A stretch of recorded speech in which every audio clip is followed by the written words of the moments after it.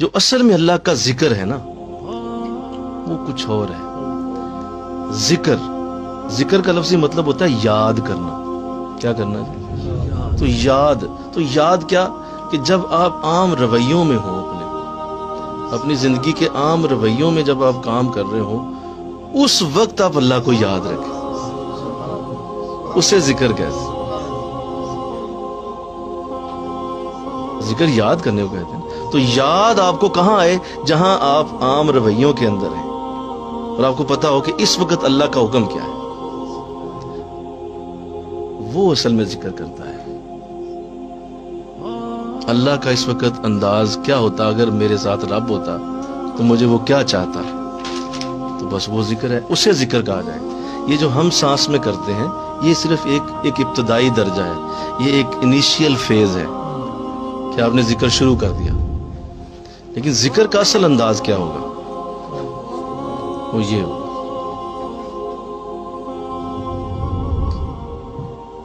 مثلا دیکھیں، آپ مطلب بیٹھے ہوئے ہیں، مہمان آیا ہوا ہے، مہمان کے ساتھ آپ بیٹھے ہیں، تو مہمان کے ساتھ باتیں ہو رہی ہیں، کھانا پینا چل رہا ہے، ٹھیک ہے، جو مہمان کی خدمت ہے کیا. اس کے بعد مہمان اٹھ کے جانے لگا. اب مہمان اٹھ کے جانے لگا تو فوراً یاد آ جائے اب حضور یہاں ہوتے تو کیا کرتے. اللہ کا انداز کیا ہوتا؟ تو آقا علیہ السلام مہمان کو دروازے تک چھوڑ کے آتے. آپ صرف اس لیے اٹھیں کہ میں حضور کا یہ انداز پورا کروں، میرے نبی کا یہ انداز تھا. آپ اٹھ کے دروازے تک اسے چھوڑ کے آئیں. یہ اللہ کا ذکر ہوا ہے. یہ آپ نے ذکر کیا ہے.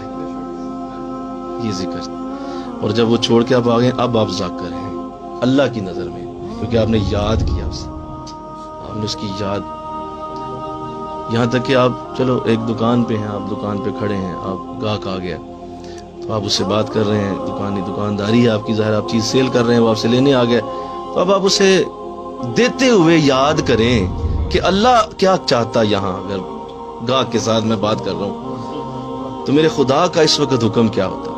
حکم یہ ہے کہ بھئی اسے عیب بتا دو، یہ چیز ٹھیک نہیں ہے، اس کو نہ لو یار، حالانکہ یہ مہنگی ہے، وہ سستی لے لو. اس بات کو چھوڑو، مجھے نفع ہوگا، نقصان کم ہو جائے گا، مجھے نفع، لیکن وہ چیز تمہارے لیے بہتر ہے یار، ایسا تم وہ لے جاؤ. گاہک کو خود بتائیں، حالانکہ وہ اس نقصان والی چیز کو پسند بھی کر رہا ہے اور تمہیں پیسہ بھی دے رہا ہے، لیکن آپ کہیں یار نہیں، تیرے لیے یہ نہیں ہے، تو چھوڑ اسے، تو یہ لے جا، یہ سستی بھی ہے، تیرا کام بھی ہو جائے گا. تو یہ جو آپ نے کیا ہے یہ اللہ کا ذکر، اسے ذکر کہتے ہیں. آپ اپنی کلاس میں پڑھا رہے ہیں، اس کلاس کو پڑھاتے ہوئے آپ نے ذہن میں رکھا کہ میں بچوں کو بہترین نالج دوں، اچھا پڑھاؤں، ان کو میری طرف سے کوئی اچھی بات چلی جائے، یہ کوئی تو ہوگا جو میرے سینے کی بات کو لے جائے گا، اللہ پہنچانے والا ہے. تو آپ اسے بہترین گائیڈ کر رہے ہیں. اب آپ اللہ کا ذکر کر رہے ہیں. صرف اللہ اللہ اللہ، یہ ذکر نہیں ہے. یہ تو ایک اس کی ایک انیشل فیز ہے. تو اسے کہتے ہیں مرتبہ احسان، کہ آپ کو پتا ہو اس وقت اللہ مجھے دیکھ رہا ہے اور میں کیا کرتا اگر میرا خدا میرے پاس ہوتا. اللہ، تو لوگ سمجھ ہی نہیں پائے ذکر کو بھی، اسی طرح تون مار مار کے تھک جاتے ہیں. یوں اس لیے پھر ہمارے حالات نہیں بدلتے، اس لیے ہمارے حالات نہیں بدلتے. کئی سال بیعت کو ہو جاتے ہیں، یار میں ذکر بھی کرتا ہوں، حضرت صاحب میں وظائف، میں تو درود شریف بھی پڑھتا ہوں، میں تو فلاں بھی کرتا ہوں، میں تو یہ بھی کرتا ہوں، لیکن اسی طرح کا چول، کیونکہ رویوں میں اللہ کی یاد نہیں ہے. رویوں کے اندر مرتبہ احسان